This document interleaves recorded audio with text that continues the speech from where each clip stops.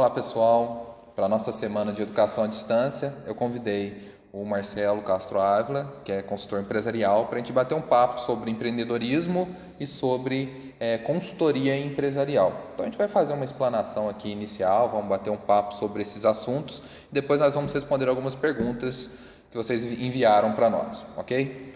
Bom, Marcelo, bem-vindo. Obrigado. Sobre empreendedorismo, a gente fala muito hoje em dia sobre empreendedorismo, né? Todos os canais eu acho que falam, faculdades, na televisão, nos jornais, redes sociais. Existe a Endeavor, por exemplo, que é um instituto famoso de empreendedorismo, o próprio Sebrae, consultorias privadas, que falam sobre esse tema. Queria que você falasse um pouquinho, o que você acha sobre essa onda do empreendedorismo? Então, eu acho que a onda do empreendedorismo ela está um pouco utópica, né? Ela chegou num ponto que se trabalha muito com o campo imaginário e pouco com o campo concreto. Eu acredito mais no empreendedorismo como atitudes empreendedoras. Eu acredito que o empreendedorismo sem prática, né, ele não leva a muito.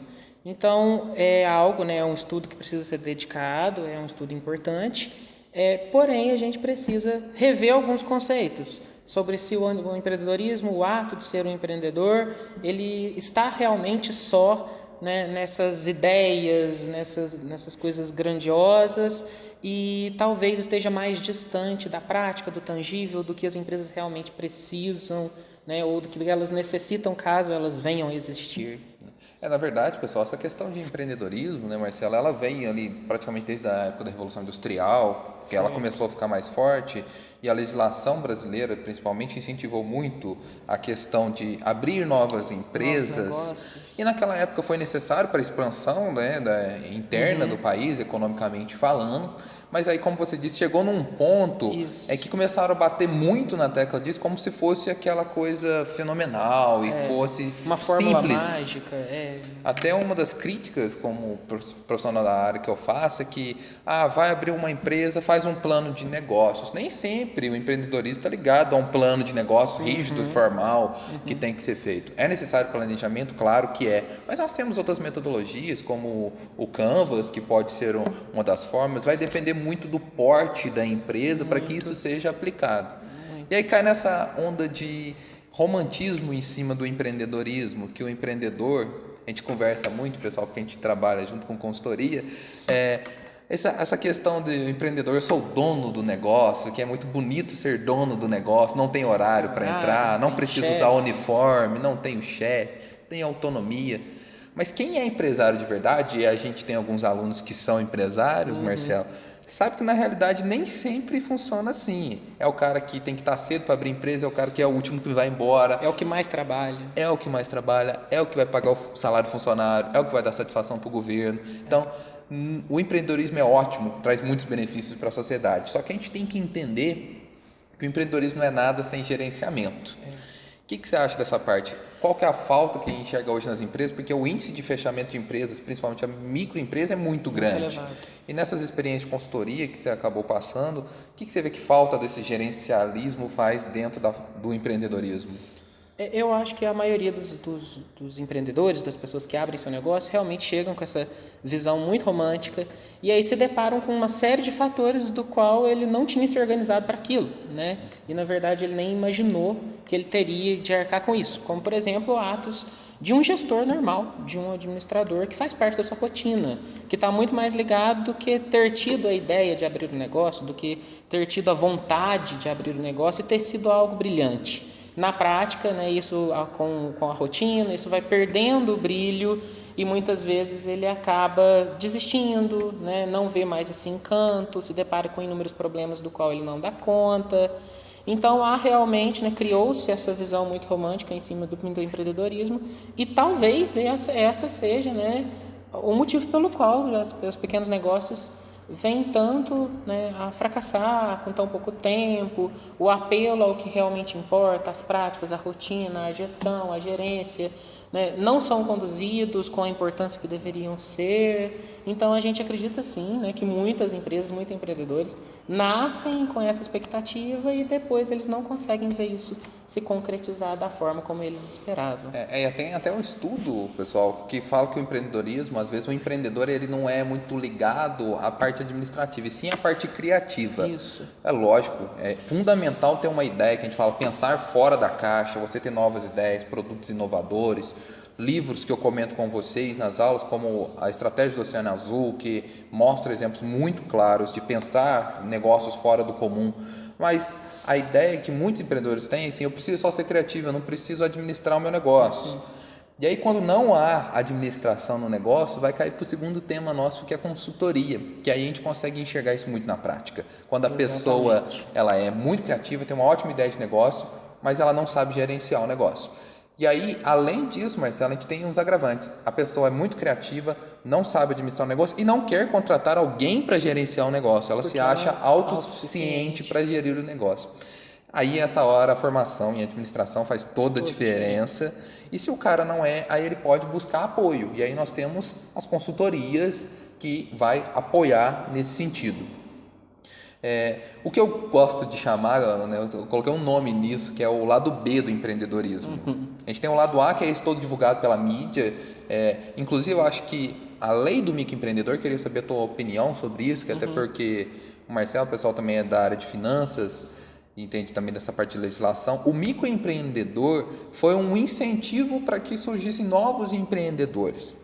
Ok? Mas principalmente com a função de legalizar aqueles que não eram legalizados. Exatamente. Mas isso gerou eu acho que uma distorção e um incentivo a esse lado B do empreendedorismo. O cara que quer abrir uma empresa, pagar pouco imposto, não registrar funcionário, burlar algumas regras. Aí acho que teve uma ideia fantástica de negócio, um produto novo, lança o produto sem saber qual que é a demanda do mercado, abre um MEI, por quê? Porque o MEI não paga nada para abrir, não precisa de contador, e aí fica tudo muito fácil. O que você acha? Você acha que essa lei do microempreendedor individual veio ajudar em alguns aspectos ou acabou prejudicando outros? As duas coisas, né? O MEI ele tem o seu ônus e tem o seu bônus também. Né? Ele formalizou uma série de, em especial, autônomos, né, que tiveram ali a chance de ter o seu CNPJ, né, de estar em dia, né, com o fisco, mas pagar uma carga tributária mais baixa. Mas, em contrapartida, a gente também tem pessoas aí que estão se aproveitando da brecha legal, né, para criar caminhos alternativos, porque o MEI, juridicamente falando, ele tem uma proposta, né, e não são todos que se enquadram nessa proposta. Então, tem pessoas que têm, sim, estrutura para se enquadrarem de outra forma, para ter mais que um funcionário, para ser como uma empresa normal, né? Seja ela qual for o tipo de enquadramento. Então, assim, tem sim o ônus, mas tem também o bônus. Talvez, né, como a lei do microempreendedor individual ela é muito nova, talvez a gente realmente só vá sentir os reflexos dela no futuro, né?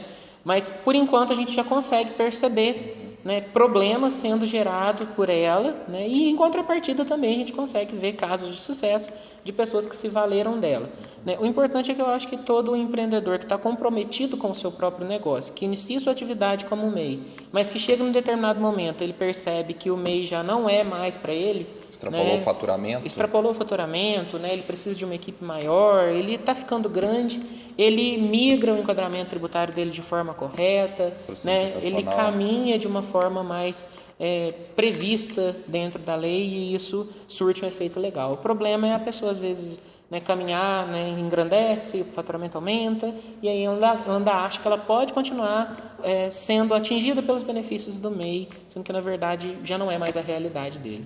Esse aspecto que você citou, Marcelo, é bem técnico da parte do MEI, mas a parte psicológica que eu gosto de puxar é que a ideia que se propaga, o próprio governo propagou, o próprio Sebrae propagou e algumas associações, é que o microempreendedor é muito simples. Então, é para estimular as pessoas a abrirem empresas. Mas a gente sabe, primeiro ponto, que alguns mercados são saturados. Exatamente. Então, não adianta, só porque eu trabalhava, por exemplo, numa metalúrgica e agora tenho o MEI, eu vou abrir uma metalúrgica para mim como MEI também.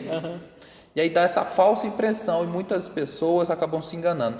No meu dia a dia de trabalho como consultor, eu já peguei muitos casos em que o cara é MEI, aí chega para mim e fala assim, nossa, eu abri esse MEI aqui agora, só que eu preciso emitir uma nota fiscal de tantos mil reais e vai estourar meu faturamento de MEI. Exatamente. Isso no primeiro mês.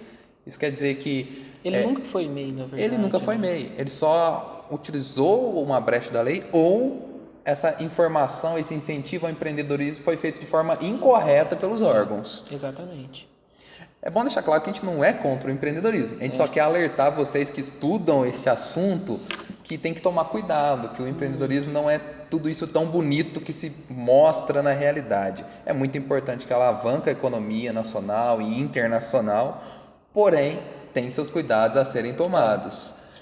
O exemplo que a gente tem são inúmeros casos de pessoas que se frustram porque abrem um negócio, né, se declaravam como sendo empreendedores, ativos, atentos, e aí o negócio não dá certo, e aí a pessoa desencanta, perde o brilho todo, né, e culpa, né, talvez, outros fatores que também não tenham sido motivo para que o negócio tenha sido um fracasso.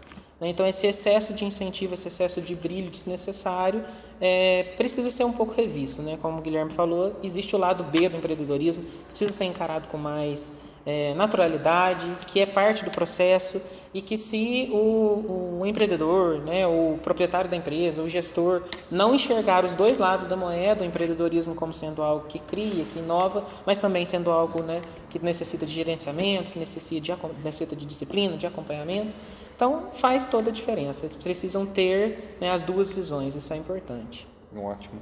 Bom, falando de consultoria empresarial, que está totalmente ligado a esse tema, que a gente falou, abriu a empresa. Bom, e agora? Abrir a empresa, eu tenho que saber gerir o negócio.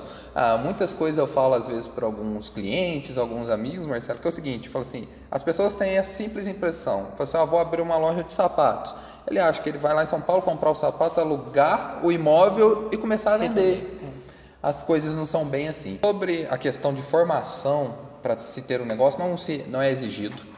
Então, a gente não pode defender, porque realmente se a gente exigir que só apenas pessoas que têm um diploma em administração abram um negócio, a gente vai perder muitas oportunidades, vai travar a economia, e esse não é o objetivo. Só que é aconselhado que as empresas tenham, sejam elas às vezes de um médio, grande porte, administradores formados lá dentro, porque exige uma capacidade técnica, e que as micro e pequenas empresas, ao menos, tenham um apoio especializado de uma consultoria. Muitas empresas, pessoal, que a gente já viveu isso, a gente chega numa pequena empresa e a pessoa não tem um fluxo de caixa qualquer. Ela não tem anotação de quanto ela gasta, ela não tem anotação, ela não sabe quanto ela ganha no final do mês, ela não sabe o que ela tem no estoque, ela não sabe quem são os clientes dela, vende para tudo quanto é tipo de público diferente. E vocês que estão estudando sabem que isso não funciona corretamente. Isso vem contribuir para aquele índice de fechamento de empresa nos 2 primeiros anos, que é comprovado. Então, Marcelo, qual que é o papel da consultoria, então, nesse caso? Tanto para pequeno quanto grande, mas principalmente para os pequenos agora no começo. Depois a gente fala sobre as grandes. Então, eu acredito que a consultoria ela é extremamente essencial, uma vez que não é obrigada e a gente realmente não vê que isso seja algo tão relevante, se que o dono, o proprietário, seja formado em administração, gestor. E aí, uma vez que não existe essa obrigatoriedade, ele provavelmente vai chegar no momento que ele vai precisar desse apoio, né? Se ele não buscar se qualificar, se ele não buscar contratar uma pessoa que faça, ele vai precisar desse apoio fora. E é um apoio essencial, do qual ele não detém informações técnicas, ele vai chegar num ponto onde o limite de técnicas que ele tem esgota, e aí ele não sabe que caminho ele precisa seguir. Né? Desde coisas simples que para a gente que estuda administração parece muito simples, mas para quem está vivendo a prática de uma empresa não é tão simples como a gente imagina. Né? Por exemplo, não ter um cronograma do que eu preciso comprar com o fornecedor. Né? É algo básico, mas que muitas empresas não possuem, não fazem e nunca pararam para pensar por que não fazem. Então, o papel da consultoria vem de encontro com o possível sucesso ou a ausência dela, o possível fracasso de uma empresa. Né? Não quer dizer que uma empresa que não contratou consultoria vai fracassar ou a que contratou vai ter sucesso de forma alguma. Até mesmo porque a consultoria ela presta uma consulta. O poder de decisão ainda é do proprietário, né? Ainda é do dono do negócio. Mas ele dá uma contribuição técnica que pode valorizar e potencializar cada vez mais, né, o crescimento da empresa. Né? Ele traz uma bagagem de informações que vão ser úteis no dia a dia dela. Uma analogia muito simples para entender, Marcelo, é o seguinte: quando o seu computador estraga, você mesmo conserta ou você chama um técnico? Então, quando a sua empresa dá problema de gestão, você tem que chamar um administrador, alguém que entenda, uma consultoria para resolver a questão técnica. Mas aí cai num problema muito sério, que é uma coisa que a gente discute, pessoal, diariamente. O público-alvo da consultoria, os empresários. Aí eu vou ligar com aquele começo da conversa de empreendedorismo, porque eles se acham totalmente autônomos, autossuficientes, que não precisam de auxílio. Você já deve ter ouvido a frase milhões de vezes, que assim, eu faço isso há 10 anos. Isso não substitui a técnica, muitas das vezes. É lógico que o empirismo, né, a prática ajuda muito, mas situações técnicas, há uma necessidade. Você pode chegar num micro negócio aí que não tem um administrador e falar para ele, deixa eu ver seu fluxo de caixa, deixa eu ver se, sei lá, você já fez alguma análise SWOT para entender como é que está o mercado, e os concorrentes, como é que você monitora, qual que é o tipo de propaganda que você utiliza, você sabe se ela dá resultados ou não. Muitos deles não vão saber de jeito nenhum te falar sobre isso. E aí eu vou deixar para comentar um pouco mais isso numa pergunta de um dos alunos que mandou sobre demanda de serviços para nós. Mas só para completar, o público é um público muito resistente, porque justamente esse sentimento de autossuficiência que o empreendedorismo traz. Ele acha que porque, vamos supor, uma empresa, uma padaria, ele sabe fazer um pão maravilhoso. Ele acha que isso é suficiente para a empresa deles ter sucesso pro resto da vida. E a gente sabe que não é essa a realidade que a gente vê no dia a dia. Bom, mas comentando sobre ferramentas de consultoria, porque não tem um script, pessoal. Às vezes a pessoa fala, qual que é a fórmula certa para dar alguma consultoria? Não existe. Esse negócio de vender, outra coisa que eu sou meio avesso, 10 passos para chegar no sucesso. Não existe fórmulas certas para nada. E uma coisa que eu aconselho a vocês, se vocês forem entrar para o ramo de consultoria, nunca prometa resultado e fórmula mágica para o seu cliente, porque não existe. Não existe de forma alguma. Várias empresas você pode usar cada uma técnica diferente, ter resultados diferentes. A mesma técnica em várias e dar resultados diferentes também. Com certeza. A empresa, gente, é um organismo quase que orgânico, é uma coisa que é mutante no dia a dia, depende das pessoas, depende dos clientes, depende de segmento, de muitas coisas. Então, ferramentas, Marcelo, algumas são básicas. E aí, realmente, você pode, pessoal, numa consultoria, usar francamente. Cita um exemplo para a gente, Marcelo, de ferramenta que é aplicada em qualquer tipo. Ferramentas financeiras, né? Toda empresa precisa ter um controle de caixa, né? Ela precisa ter um fluxo de caixa. Toda empresa precisa ter um demonstrativo de resultado para saber se a atividade dela é lucrativa ou não. Toda empresa precisa ter um controle do seu patrimônio, né? Às vezes exigir o balanço patrimonial periódico de uma empresa, pedir muito, mas ela precisa pelo menos ter um controle de qual é o patrimônio que ela possui, como está a evolução desse patrimônio, né, o apelo desse patrimônio. Ela precisa ter um controle simples, rotineiro, sobre contas a pagar, contas a receber, isso faz parte. Né? Ela precisa ter ferramentas mercadológicas de acompanhamento sobre concorrentes, sobre fornecedores, sobre produtos novos. Isso faz parte da rotina dela. Né? Dentro da parte de marketing, você pode usar segmentação e público-alvo, pode usar o marketing mix, os 4 P's do marketing, totalmente aplicado a qualquer tipo de empresa. Ferramentas estratégicas como 5W, 2H, você pode usar qualquer tipo de negócio que funciona, brainstorm funciona. Na área de recursos humanos, técnicas de seleção e recrutamento de funcionários, isso é o mínimo, gente. No século que a gente vive, tem empresa contratando gente que é conhecido, contratando gente que entregou só o currículo e já chama a pessoa para trabalhar. Isso não é mais uma realidade administrativa. Hoje nós temos muitas ferramentas de recursos humanos que possam fazer. E que realmente funcionam. Funcionam. Então, algumas ferramentas são indispensáveis para uma consultoria, que na maior parte das vezes você vai para uma consultoria e não existe essas ferramentas na empresa. E aí a ideia da consultoria, pessoal, é muito variável. Tem gente que vai te contratar para você melhorar as vendas dele. Tem gente que vai contratar você para tirar ele do buraco, que é o mais clássico. comum. É o mais clássico. O cara está com muito endividamento, com problemas financeiros e vai querer que você ajude ele a sair. E aí que você tem que ter muito cuidado. Porque por mais que o consultor seja fantástico, ele às vezes não vai conseguir tirar a empresa do buraco. Porque como o Marcelo comentou, consulta. Não é o consultor que põe a mão na massa, quem põe a mão na massa é a empresa.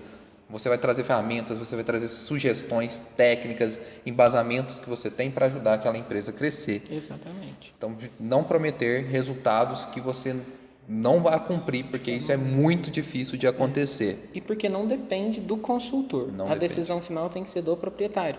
Né? O consultor aconselha, ele conversa, ele bate papo, ele traz soluções, ele propõe soluções, mas quem vai decidir se isso vai ser aplicado ou não é o proprietário.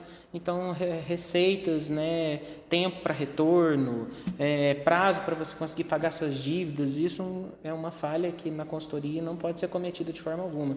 A gente não pode dar datas, não pode, né, apresentar certezas, isso não é possível, até mesmo porque cada empresa tem sua realidade, então você precisa conhecer ela muito bem para você conseguir fazer qualquer tipo de afirmação. E outra coisa que eu queria deixar claro, pessoal, que alguns mitos sobre consultoria, a gente tem que tirar o consultor também um pouco do pedestal. Eu acho que consultor é uma figura mítica quase, que é um cara que é intocável, que entende demais, que por isso ele tem que cobrar muito dinheiro para fazer algo. Isso não é a verdade. Segundo ponto, as microempresas, quando você vai dar consultoria para microempresa, é muito engraçado, Marcelo, porque assim, o cara fala assim, eu preciso melhorar as vendas. Aí tá, você vai fazer a consulta com o cara, você acha um leque de coisas por trás que você tem que resolver. Então não adianta nada. Se você quer dar consultoria para microempresas, que é o nosso caso, que a gente trabalha com isso no dia a dia, você não basta saber só de finanças ou só de marketing. Você tem que saber de quase tudo de dentro da administração. Porque aí na hora que você estiver conversando com o cara, você fala assim, meu problema é de vendas. Aí você começa a falar de vendas e fala, nossa, mas eu estou com um problema com um funcionário, aí você tem que resolver o problema do funcionário. Aí eu estou com um problema com o fornecedor, você tem que resolver o problema com o fornecedor. Então tem esse jogo de cintura. Até mesmo porque a administração é muito ampla e todas as áreas se comunicam. Exatamente. Então um problema, por mais que seja apenas um, né, ele provavelmente possui ligação com outros setores, né, com outras ciências, com outras áreas, e a gente não pode deixar de abordar. Mas e agora as grandes empresas? As grandes empresas, pessoal, é um pouco mais complexo, porque na verdade eles contratam sob demanda mesmo. Eu falo assim, eu preciso de uma consultoria tributária, e aí é só isso. Aí você não vai dar palpite em nenhuma outra área, que aí é função dos funcionários dele fazer. Aí eles contratam de coisas específicas, são trabalhos mais complexos e exigem muito mais técnica da sua parte. Com certeza. Aí você vai precisar de muito mais know-how ali para dar conta de uma empresa grande. Por isso que a gente gosta de falar muito das pequenas. E as pequenas vai te dar uma base excelente, porque você vai entender de tudo um pouco para trazer um resultado mais concreto. Para finalizar aqui, antes de ir para as perguntas, só algumas histórias interessantes para vocês entenderem de consultoria. A consultoria é uma coisa que amadurece e a gente vai pegando feeling no meio do caminho. Assim, eu vou completar 5 anos de consultoria já e nesse tempo, cada consultoria que dá, você vai agregando umas coisas. E esses dias, uma consultoria que a gente estava, e muitas vezes eu começo a rir e falo com o Marcelo, as coisas aparecem na minha cabeça como um insight, de uma hora para outra. O cliente está falando um assunto, e a gente tentando chegar a resolver um problema e surge uma solução do nada na cabeça. Não é do nada. Improvisação, pessoal, ela depende de uma coisa, de repertório. Você só vai improvisar quando você tem um repertório, quando você sabe, você teve experiências, você estudou. Então a gente teve um caso que a gente vai fazer assim, a gente estava vendo que não estava andando uma empresa e a gente não tinha feito reunião com os funcionários, e de uma hora para outra eu falei, ô fulano, por que a gente não faz então uma reunião com os funcionários, deixa que eu conduza a reunião e eu vou fazer de tal jeito. E aquilo foi uma coisa que veio na hora na minha cabeça e deu um resultado muito bom depois daquilo. Não era uma coisa programada, mas o consultor tem que ter esse feeling, saber sentir na hora o que a empresa precisa e usar essa experiência e o ferramental que ele tem para conseguir atender a demanda. Não, sobre a questão do feeling que você falou, o cuidado que você tem que ter, até mesmo para não colocar-se numa responsabilidade que não é do consultor. Então, às vezes, a gente quer comprar muito uma ideia e acaba assumindo uma obrigação que é realmente do proprietário, é do gestor, é de quem vive o dia a dia da empresa. Bom, pessoal, essa foi só uma coisa mais rápida para vocês entenderem como é que acontece um pouco as coisas de consultoria e, de repente, aí durante o curso a gente vai fazendo outros momentos. Bom, pessoal, a ideia nossa foi aqui só trazer um pouquinho para vocês de realidade de empreendedorismo, qual que é a nossa visão do empreendedorismo, qual que é a nossa visão de consultoria empresarial. Espero que tenha atendido as perguntas de vocês e um pouco da curiosidade. Tudo que a gente falou aqui tem a ver com administração, tem a ver com a sua formação. Então, utilize tudo isso para você. Seja que você for abrir um negócio dentro do empreendedorismo, seja que você é consultor, absorva tudo isso aqui. Isso aqui é tudo técnica de administrador. Beleza? Valeu, gente.